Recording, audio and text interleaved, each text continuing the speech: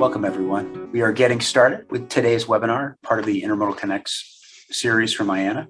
We're glad to have you here. We've got a lot of really interesting information for you in today's version of Intermodal Analyzed. With that, I am going to kick us off with today's session with your friend of mine, Larry Gross, aka the Intermodalist, who is going to take us through where we are in intermodal. And with that, I'm going to go ahead and introduce Larry Gross, who is the president and founder of Gross Transportation Consulting.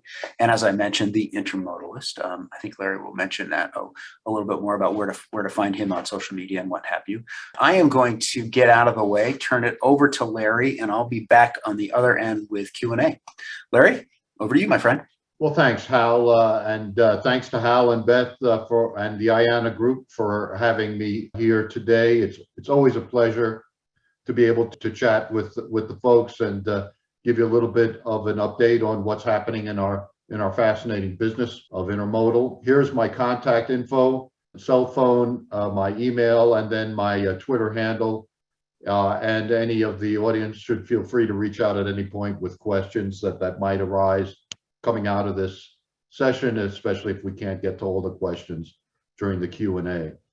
So with that, let's get going. And I always open with this slide. I won't spend much time on it, but just a reminder that when we talk about intermodal, we're really talking about two fairly distinct markets. It's not a monolith like the financial analysts sometimes refer to it. And here's the latest numbers in terms of the breakout. Normally, I would say it's about a 50-50, but you can see that given the weakness that we've seen on the international side, the numbers are a little skewed towards the green domestic side. And that would be much more true if we were looking at the US numbers rather than the North American numbers, which is what we see here. So with that, let's dive in. And here's the latest data. This is the July data from the ETSO. The left-hand side is the unadjusted monthly data. And on the right-hand side, we're doing the same thing, looking at the same numbers, but we're adjusting for the number of working days that each of these months had. And frankly, I find the right-hand chart to be much more useful than the left-hand chart because you really are, it's surprising just how much month-to-month variability is introduced by this very simple issue of how many working days versus weekend days versus holidays you have. And for instance, if you look back in March here on the unadjusted numbers on the left, we saw a real big peak in March, but that was a working day effect. And if you look at after we make the adjustments and look at what was really going on, you could see that March was actually even a little bit lower than late last year. It was simply because you had so many, March was about as many working days as you could possibly fit into a month, just by virtue of the way the calendar worked out this year.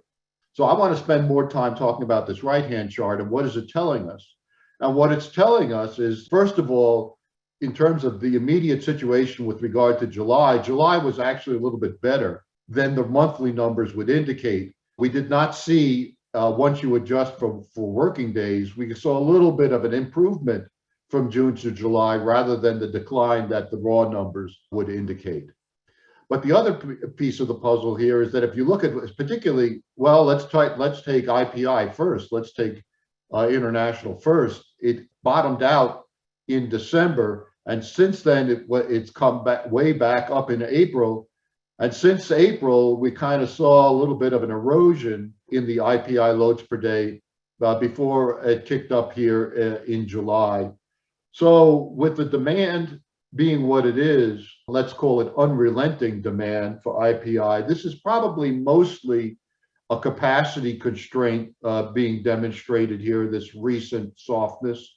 Certainly we know that there's capacity issues inland in the Midwest that's constraining the flow of IPI off the West Coast, perhaps to a little lesser extent off the East Coast. So maybe that's part of what we're seeing here.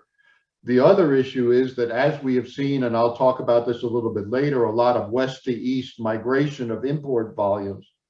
But that really is not that favorable from an intermodal perspective because the IPI share off the East Coast, or intermodal share in general off the East Coast, is considerably lower than off the West Coast.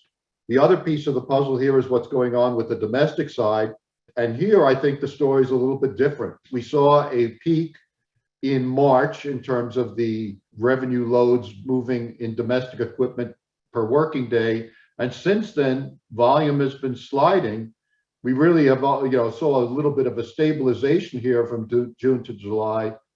But this is really quite surprising because there's a lot of new equipment flowing into the system. And I frankly would have expected to see some improvement in these numbers, but it's not an evidence. And that's either potentially an effect of the fact that we still don't have our service equation under control, or, and I think this is actually potentially a big deal, is starting to see a little bit of market softness on the domestic side. We do know from looking at the trucking situation that the domestic demand for domestic truckload transportation is definitely easing off sequentially. We're still seeing some good gains year over year, but sequentially things are definitely starting to loosen up. And it looks to me like some of that is washing over into the intermodal arena. So here are on the left-hand side are the changes in the moves per average workday from year to year. And on the right-hand side, we take a deep dive into what happened in July and compare it to using various both month to month, year over year, and year to date, what's happening in these different sectors. So focusing on the left-hand chart to start with, you could see the green bars are the domestic year over year changes, and they kind of disappear after April. And that's because we're not really getting any change from prior year. We're just tracking what happened last year very, very closely. I wish we could say that on the IPI side, but you can see there's still substantial negative year over year comparisons right up till July. And then in July, we saw a much smaller year over year gap. Now, as we just saw from the previous numbers, it's not because IPI is growing at the moment.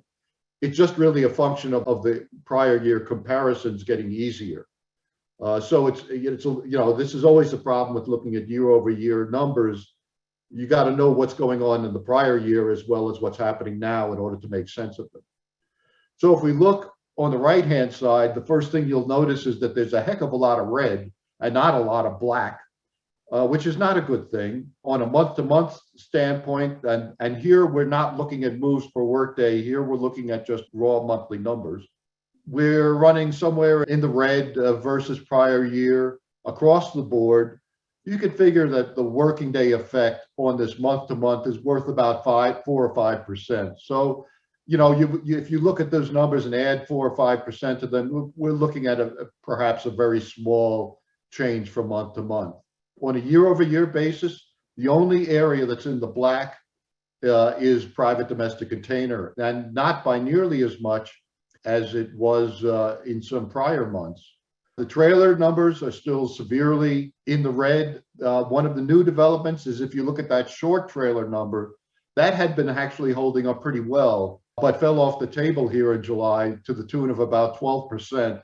And the year over year numbers also got considerably worse with that almost 16% year over year decline. So something changed in July from where it was in the first half of the year. Whether that maintains or not, we'll have to keep an eye on it.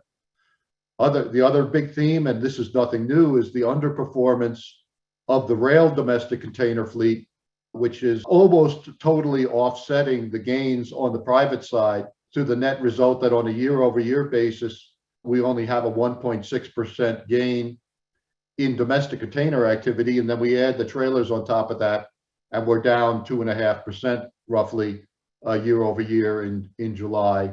Only a little bit better than the IPI numbers, which are down about 4%. And if you look at the year-to-date IPI number of almost an 11% decline, we definitely, those year-over-year deficits are starting to abate. But let's just say the first half of the year was not too inspiring, and we're not yet seeing any significant signs of acceleration here. And reinforcing that are the IAR numbers, which we get weekly. They don't allow us to segment the market like the much more extensive ETSO IANA data does. but it gives us a very timely view of what's happening overall. And here you see that what's happening in the US is that since the beginning of May, volume has really kind of tailed off a little bit. And we don't really see any signs of that turning yet. As of the middle of August, we'll be looking at the data tomorrow to see, perhaps we'll see a little bit of a sign of an upturn there, hopefully. The Canadian side is looking pretty different. We saw quite a trough here in July, and then it has come back up fairly significantly here from the middle of July through the middle of August, about the last month or so. Now, one thing I'll point out on the Canadian numbers is you'll see there are some very sizable year-over-year gains at the end of July and early August, despite the fact that the black line, the sequential loadings, are looking kind of weak. And the reason for that is if you go back a year in time, this is when the British Columbia fires were taking place that blocked both the CN and the CP coming out of the Vancouver, and really had an impact, a short-term impact on what was happening with regard to the East-West Canadian trade and the cross-border trade. And so what that just means is we have very easy comps, and that's why you're seeing that big year-over-year gains here for those couple of weeks. So if we hone in on the domestic container situation, on the left-hand side, you can see what's happening with regard to privately owned domestic container revenue moves per working day. That's the dark green line. And the light green line is the same, but for the rail-owned fleet. Two things I want to point out here. One is that, we know there's a tremendous number of new boxes flowing into the private domestic container fleet. There are literally thousands and thousands of boxes that are being acquired across a wide variety of private owners. But we're really just not seeing that demonstrated in the moves per day. Up from we're back, if we draw that line from November of last year or October all the way across, only about a 2% increase versus July of this year. So that's pretty tepid, I would say. And maybe it's market, or maybe it's a lack of chassis. But either way, I'll say that improvement there is not really as strong as I would have expected to see. And then on the rail side, we see almost a 16% decline from October down to July.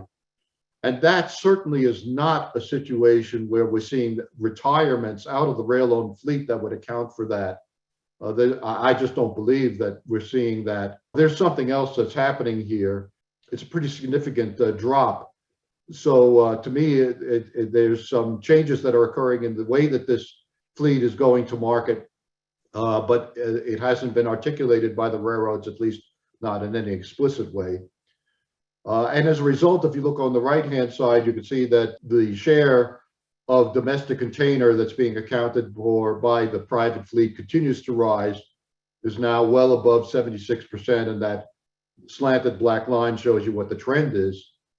The dotted horizontal black line shows what the average has been over the last 12 months. So we're definitely seeing a significant and continuing trend towards private fleets. One of the things I like to look at, we do this quarterly, is what's the average intermodal length of haul, because it can tell us something about what's happening in the market. And here you see the results of that analysis. It's just a rough analysis that we do. The left-hand side is overall intermodal, and the right-hand side breaks it out into the domestic and international components. And what the message that this is telling me is things are starting to look a little bit more normal. If you look at we saw that huge drop in average length of haul towards the end of last year, and that has been largely recovered. And if we look on the right-hand side, we can see where that recovery happened. It happened in the IPI segment. And I think that what we're seeing here is we saw a big drop in IPI off the West Coast, back towards the latter part of last year and the first quarter, and that's what drove average length of haul and IPI down. And you can see that very clearly, a big drop in 2021 Q4 and only a slight recovery of that in Q1, a much more substantial recovery in Q2, and the trend seems to be heading north. That's perhaps an indication that the IPI situation continues to trend back towards a more normal state.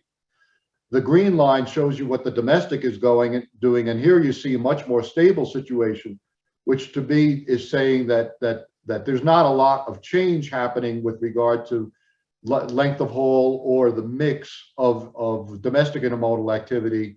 It's been actually quite unusually constant here, going all the way back to the middle of 2020.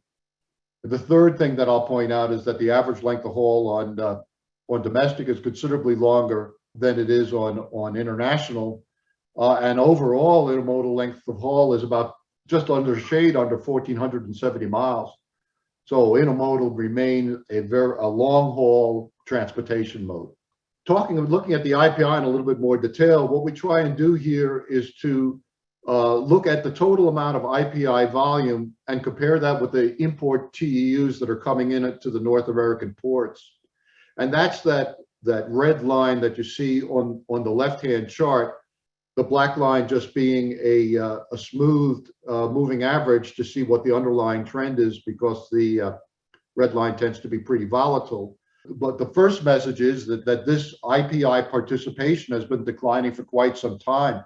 This chart goes back to 2015, and you can see sort of a slow erosion trend going up to about 2019, and then this very sharp drop that occurred in two stages, one in 2020 and the other in 2021.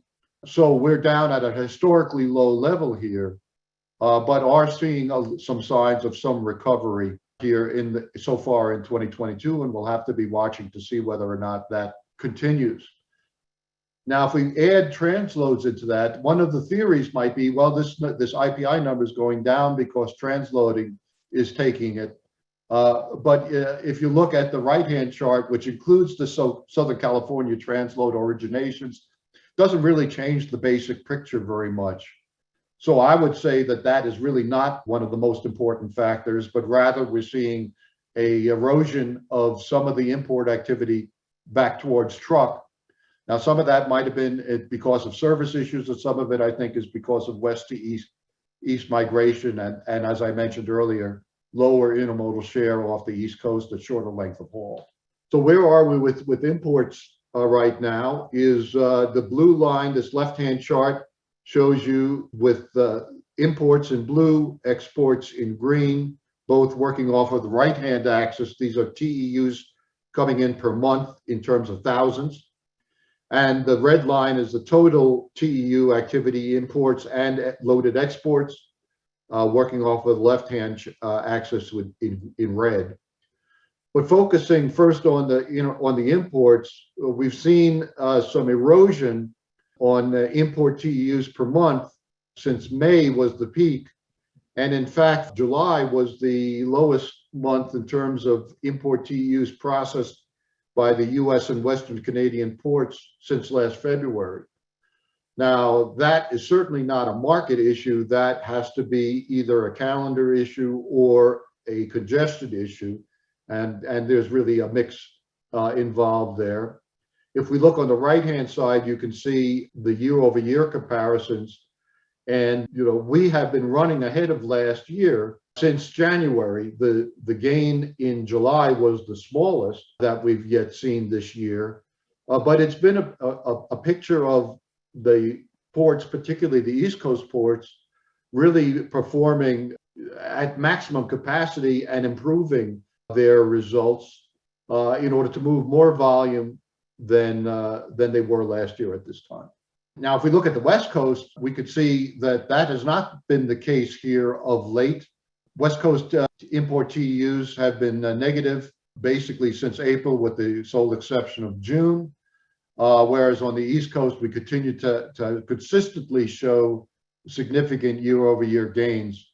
And we're seeing it, certainly this is a function of the west to east shift that has occurred in an attempt to avoid both the existing congestion that's occurring on the West Coast and the ship queues, as well as the potential risk associated with the ongoing labor negotiations with regard to the dock workers and the ILWU contract, which has now expired.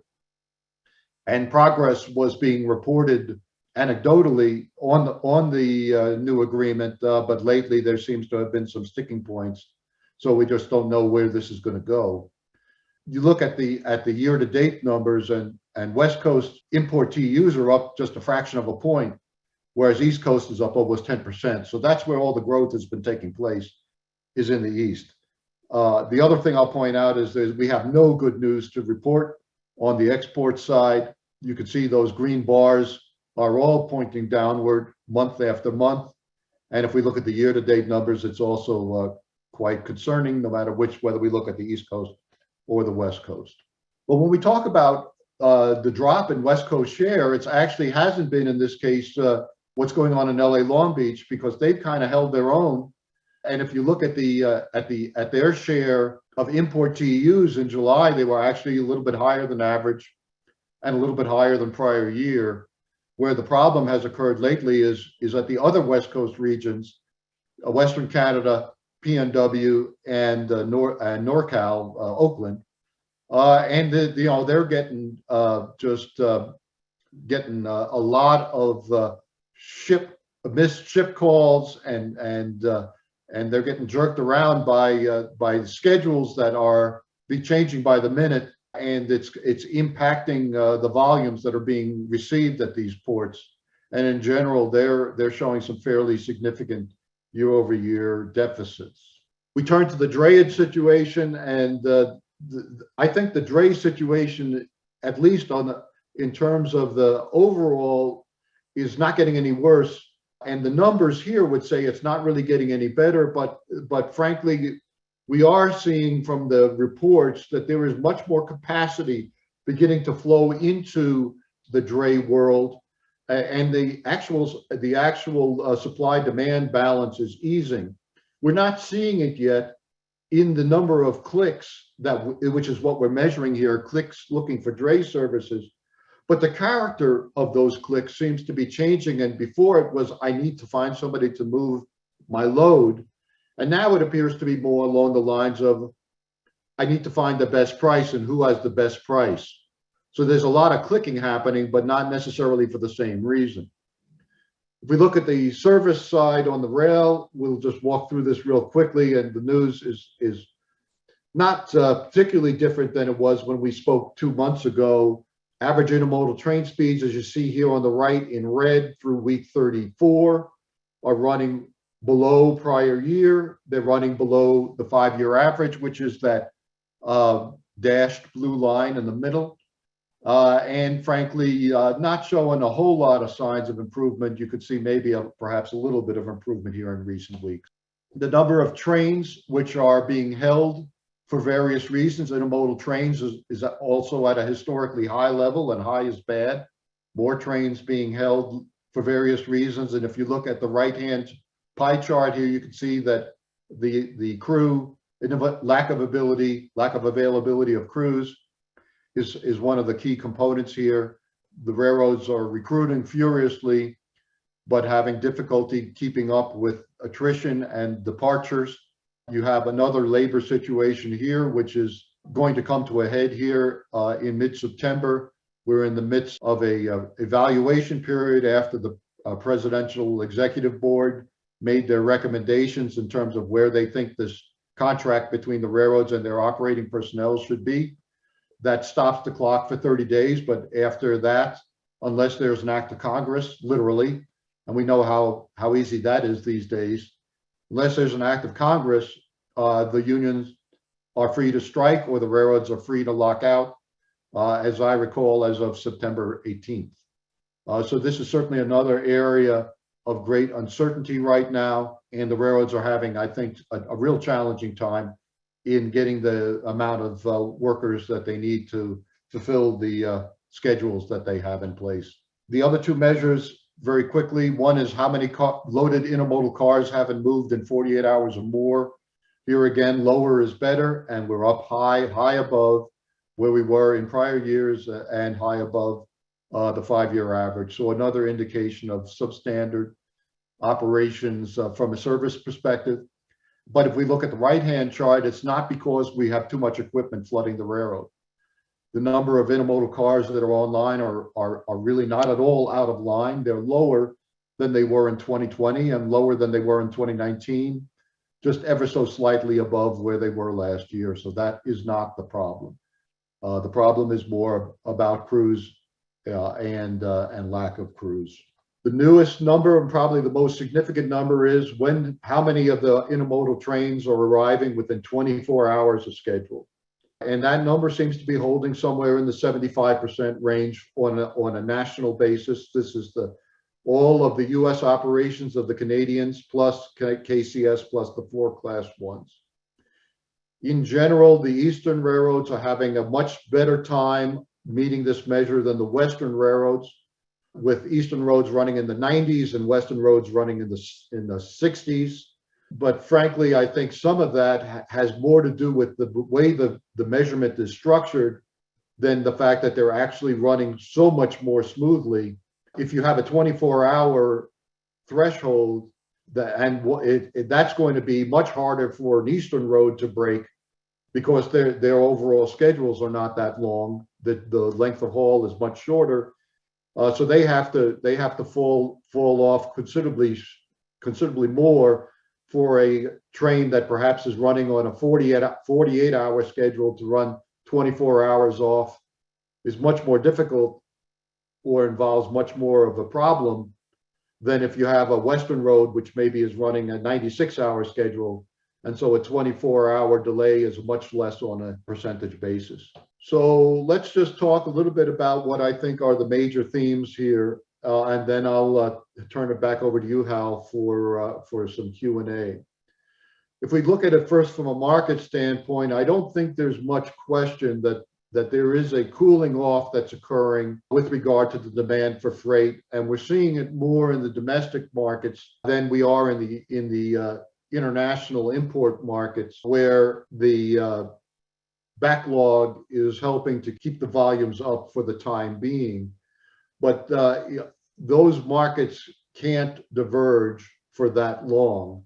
And so they are going to start to move back together at some point here. And I think that will become sooner rather than later. And so there are two ways that might happen. One is by domestic heating up again, or the other is by the import side cooling down to meet the domestic trend. And I think that's the much more likely. Now, part of that is that if you look at the GDP numbers, and we're already seeing 2 consecutive quarters of GDP deficits, which is kind of interesting given how strong the labor markets still appear to be. So there's definitely some mixed messages here. But one thing that those GDP numbers are showing us is that if you look at the goods portion of GDP, call it investment and goods consumption, that those numbers are weaker, but they've been partially offset by gains in services. And this is something that we have been looking for. When I say we, I have been for quite some time, that as we came out of the pandemic, that we would start to make up for lost time on some of the services, going to concerts and going to movies and going out to eat and going on vacations. And all of those are great, except they just don't generate that much freight. So a percentage of gain in services is not worth nearly as much to us in the freight sector as if there were a percentage gain in goods like flat screens. But everybody already bought all their flat screens and washing machines and everything else during the lockdown. And so it made sense that we would start to see some slowdown there. And I think that's what is now well underway. And I wouldn't call it a freight recession. It's a freight slowdown. It may feel like a recession because we've been operating at such a superheated pace that even a return to normalcy is going to feel like a recession. But certainly, I think it's safe to say that we're going to continue to see more tepid or more temperate conditions with regard to freight, and I expect that fully to go into 2023. In terms of the peak season, well, since we're already running as fast as we can, at least on the IPI side, it's hard to see much of a peak. We don't really have the capability to handle it, number one. And number two, I think that there's a pretty good likelihood that a lot of the stuff that ordinarily would be running arriving during peak moved a little bit early. And if we look at the import TEUs, well, August is typically the biggest month of the year. So if this is peak season, it doesn't feel very much different. And certainly the AAR numbers, which we can look at from the first half of the month, tell us nothing much really is changing. So that just reinforces my view that peak season is going to be not very peaky this year. Part of the issue is, and we've seen this in a lot of quarterly calls on the part of the big retailers, and definitely we're seeing it in terms of equipment cycle times, is we got a lot of inventory out there. In many cases, it's inventory that missed the season or missed the style, and so is the wrong inventory, clogging the system and keeping us, it's one of the things that's keeping us from getting back to normal. And we're certainly seeing that in the Midwest with regard to marine cycle times for chassis and containers, where they're just sitting in the bullpen because they can't get unloaded. The warehouse is full, and so that ties the chassis up, and then it's not available to handle the next inbound load coming in off the train. And then, at the risk of stating the great obvious, we don't really know what's happening in 2023, whether or not we're going to be able to obtain that soft landing of the economy. The Fed is taking some pretty significant steps interest rate wise. It will be quite a feat of precision if we can avoid a little bit more of a downturn, and we'll just have to watch and see on that, because I certainly don't know exactly where that's going to happen. So we'll just do a little deeper dive on the international and domestic side, and then turn it back over to you, Hal. On the international side, the key metric that we should be watching is not the number of TEUs that are being unloaded at the ports or that are being reported as imports, but rather what's going on with regard to the ship backlogs, because that's what's actually arriving here, whether or not we're able to unload it properly or not. That's what's coming. Now we know that on the West Coast, those ship backlogs, despite the fact that the number of TEUs being unloaded has been going down, as I pointed out, for the last few months, the ship backlogs have been going down faster. So that means less freight is arriving off the West Coast than they are processing. The opposite is true right now on the East Coast, despite the fact that the East Coast ports have been able to process more TEUs than they did last year. The queues are really stretching out.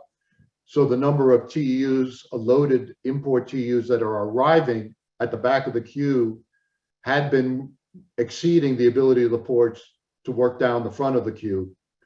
Now, when will all this reverse? Well, I think because of the factors that we talked about a moment ago, I think we'll start to see some relief in Q4, and certainly in Q1. I expect to see, for the first time in several years, normal seasonality to start to reassert itself here once we get into the 2023 timeframe.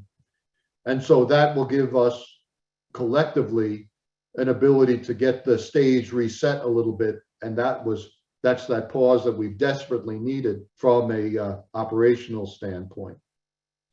The west to east migration is certainly causing a lot of congestion on the East Coast. It's causing, and I think that is not going to change until we get clarification on what the labor situation is out in the West. Once that does clarify, I think we'll start to see at least a partial rebound back westward. And that certainly is a helpful thing from an intermodal standpoint with regard to length of haul and market share.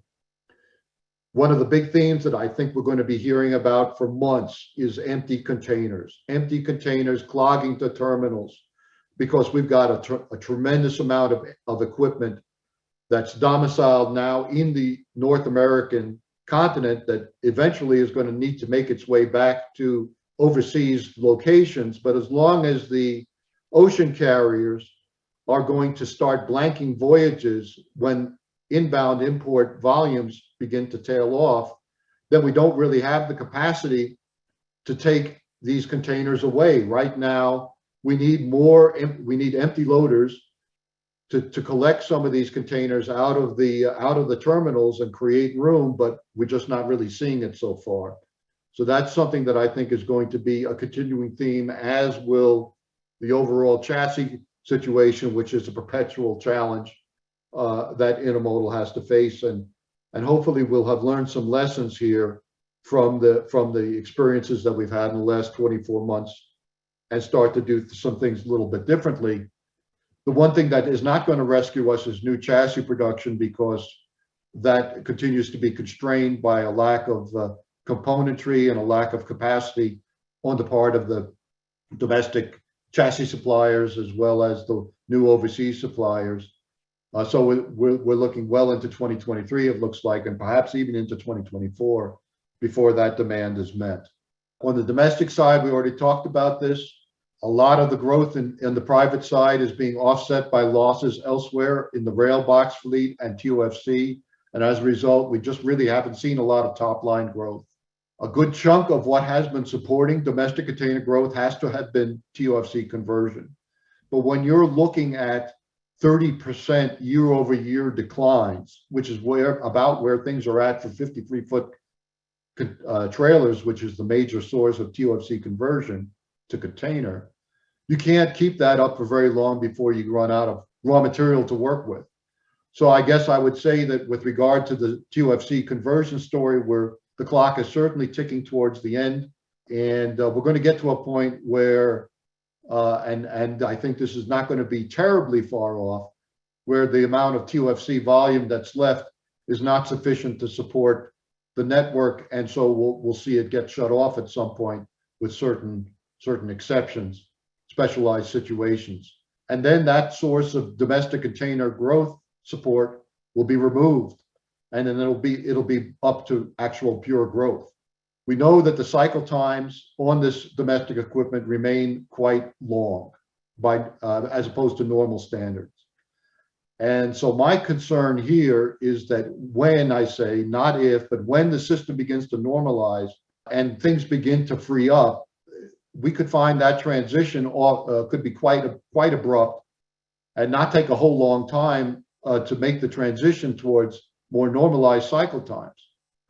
So if you put that together with new equipment flowing in from China, a potentially softening demand situation, as well as improving cycle times, then my concern here is going into next year, will we have too much equipment and not enough freight to fill it? So that's something that I'm going to be keeping my eyes on. And my advice, as always, until we get to some more normal times, is that everybody in the audience should keep an eye on all of this and keep your seatbelts fastened. So I'll just end with a shameless plug. If you like this kind of data, we would love to have you as subscribers, either Intermodal In-Depth, which is the analytical report that I put out monthly. You can find that at www.intermodalindepth.com, or the IANA ETSO database, and the IANA folks would be happy to sell you the Intermodal Volume Analyzer, which makes use of that and lets you look at the numbers in great detail. So with that, Hal, I'll turn it back over to you. Here's my contact info if there are questions that come out of all of this. And we've got about 15 minutes left for questions, so mission accomplished. Thank you, Larry. Well done on that time management, as well as giving us an overview of Mr. Toad's wild ride, circa as of July. A lot of interesting things, and I think one of the real hallmarks of what's going on is that your last comment of keep your seatbelts fastened, because it's going to be interesting to see where things go, particularly if there is any truth to the folks that are really concerned about recession. Although, one might see that as a silver lining to help clear out some of that overstock of inventory. It might put pressure on that. But got some questions from our audience that I want to go ahead and tackle. And here's sort of a statement as much as it is a question. Among some of the other reasons for trains being held, they can imagine that there's a lack of rail cars, especially in LA, but the volumes being constrained or embargoed by the East Coast users may have an impact as well. Do you have any thoughts on what those train speeds in that other category, rail car availability might play? I would say so if the cars online were elevated, but the cars online are very normal. So unless the cycle time is dramatically extended, I would expect that at least on a system basis, that there's probably adequate amounts of equipment. I haven't heard. Now, that's not to say you might certainly have shortages in a particular place like maybe LA. Some of that has to do with the flows of equipment back and forth and the timing. We've all heard to ad nauseum about the bullwhip effect, which is, basically, I'm going to paraphrase it, when things get out of whack, the impacts of that can be exaggerated. And we've seen a tremendous uptick in IPI demand out of the West Coast because the ocean carriers basically flipped the switch back on. And now we're seeing that, like the wave, you jump in a pool and the wave goes out, hits against the far side and comes back. That's what's happening now with regard to equipment. The empties have bounced off the destination and are coming back, and you have all of this turbulence. So, I mean, you could see some issues with regard to localized equipment shortages. We know that the Western roads are metering the amount of eastbound activity off of the West Coast to avoid overwhelming their terminals in the Midwest, which don't have enough chassis to process more volume, not because they don't have enough chassis, but because the chassis are spending too much time out away from the terminal. So there's a lot of moving parts to this equation. For sure. Here's an interesting question. This is from one of our students. So shout out to our scholarship schools. We appreciate you being here with us. But here's a good sort of fundamental question. What impacts have we experienced due to container shortages or surpluses? Is there a significant difference between international and domestic in that regard? Well, I mean, the answer to the second question is yes, there's a very significant difference between those two. With regard to the international side, one of the things that we have to remember is that we're part of a global system. And there was a global shortage of containers late last year and early this year. They did not have enough empty containers available in China and Asia in general to load the volume that wanted to move to the United States. And they were very eager to move that volume, but they, in this case, being the ocean carriers, because it was moving at very, very high rates. So every load loss was a lot of revenue lost. And their response to that was to encourage, and I'm going to put that term in quotes, encourage the ISO container to turn at the West Coast and not go inland. Because going inland generated a lot more container days, tied up that container for another few weeks or more.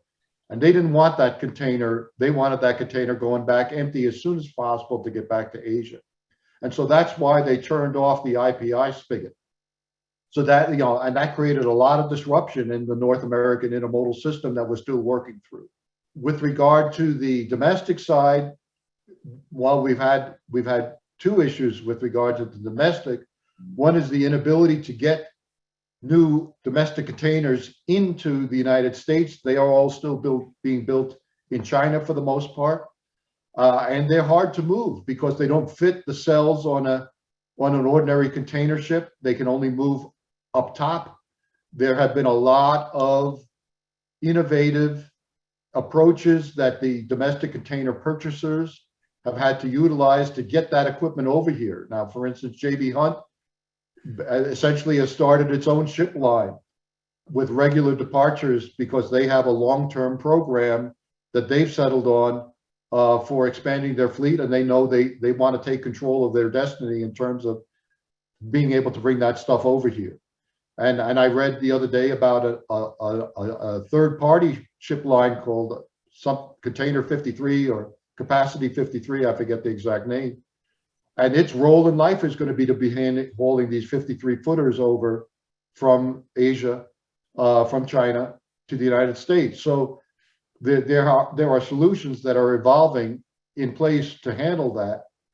But the container's only half the equation in terms of equipment capacity because it's not much good without a chassis. And because of the punitive tariffs that the U.S. has put on China originating newly manufactured chassis, we're having difficulty in sourcing that production. And that has definitely been a constraint as well. So yeah, there's a lot of issues with regard to capacity right now. And equipment's only one part of the puzzle. We have terminal capacity and railcar capacity and crews and locomotives, and all of these components need to all move in synchrony.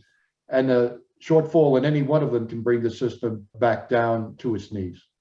Yeah, that's a good way to put it, Larry, is if we are not in sync, we're creating problems for our partners in the supply chain. It's called a supply chain for a reason. Here's another a question, sort of an add-on. You basically touched it, but I just want to kind of reiterate it. And this person is asking, there seems to be this increase in the domestic container fleet on track. Are you aware of that being complemented by a similar increase in chassis manufacturing or importing for those domestic 53-foot boxes? The desire is there. The ability is not, for the reason that I said, that we just cannot physically get the equipment manufactured as fast as the market would like. I think I don't want to get into. I'll spare everyone my opinions on the merits of tariffs. And I certainly want to support our domestic manufacturing capabilities here, but tariffs in general hurt everybody. And this is a great example. Here's a little turn in the conversation, but any thoughts on AB5 and how that is going to potentially throw, I'm not sure what the correct euphemism is, but throw a wrench, we'll call it, into the market. Yeah, I mean, it is, it has a potential certainly for being quite disruptive in the California market, and to the extent that it serves as a model elsewhere, places like New Jersey, that disruption I think could spread. Eventually, the network is going to figure out a solution to it, because it always does. It's not like drayage is going to stop. It's going to continue, but it might, the transition to whatever the new reality is could be pretty painful. So that doesn't preclude short-term disruption, depending on how the AB5 is implemented. But I have confidence in the overall ability of the system to eventually arrive at a solution that allows the freight to move. Now, it may not move for as low a price as it is now. There could certainly be other impacts, but the network will figure it out. The players will figure it out. They're much closer to it. I have no opinion on what that final solution is going to look like. Not knowledgeable enough. I just know that it's going to be arrived at. So long term, I think it'll get figured out. Short term could be pretty disruptive. Yeah, and I think I hate to say it, but I think you're being the master of the understatement in that regard. When you consider that, approximately 80% of all drayage moves are done by independent owner operators, and if you factor in the percentages that are done in California alone, that's a nightmare scenario at a really bad time. But we have no control. We do not. But we're going to keep an eye on that. We're going to be talking about it at Expo. So I would encourage folks to come to Expo, and we'll give you an update on what's happening in that regard.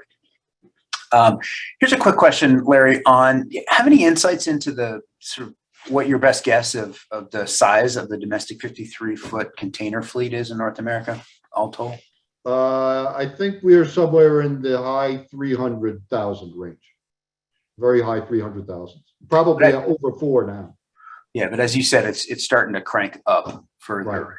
Right, but we don't have a lot of visibility in terms of what's actually arriving from overseas on a month-to-month basis. Yeah, I do know that it's interesting to watch more and more domestic players getting into the game, and I do think you're right. There's also some interesting anecdotal just things that I find fascinating as someone that dabbles in this arena is the ingenuity that folks are expressing and employing in terms of becoming, answering these problems. So, for example, as you said, J.B. Hunt and others, chartering ships, taking feeder ships from Asia and putting them into the market to move these containers.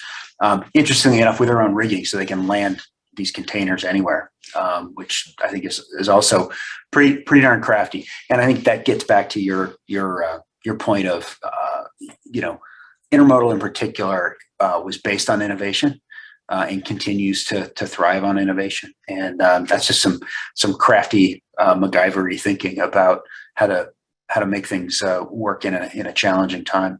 You do what needs to be done. Yeah, exactly. We're coming up on it, but I want to sneak in a couple more questions here. And this is an interesting one, and we could do a whole other session on this, but whose directives this is a great question. Whose directives will rule? Surface Transportation Commission or the Federal Maritime Commission? Oh, well, that's beyond my area of expertise, but it's a great question. And whoever knows the answer, I want it. But there is an IPI move under an ocean carrier bill of lading subject to FMC. Hal, you have a panel on this at the expo, do you not? I'll be there. We've got some. We'll be touching on it. A lot of interesting stuff coming down the pike for sure, and I think regulation is at best a gumming process frequently to a well-oiled system, or can be. Just a comment, Hal, on that. I don't think the regulators, whether it's STB or FMC, have zero ability to solve the congestion problem. But what they do have an ability to do, and it's perfectly legitimate, is to make sure that the person that pays is the right person. And that's where I think a lot of the friction is right now in the system, at least from a relationship standpoint, is that the charges are not always being levied by the folks that really are responsible for them. If you're a trucker and you can't, I have a lot of sympathy for them. If you can't return the container because the ship line the port is full of empty containers and the ship line's not collecting them, not only are you being assessed detention and demurrage on that container, but you also have the expense of storing it. You're really doing the ocean carrier a favor there. It seems to me that situation is exactly reversed from what it should be. And that's where, in my view, regulators have a role. I would agree. There are definitely challenges within the system that would benefit from a little bit of bright sunlight. Unfortunately, we are out of time. I would say this, come to Expo, and I'm pretty much guarantee we'll give you answers to all your questions, plus a whole lot more that you possibly weren't even thinking about.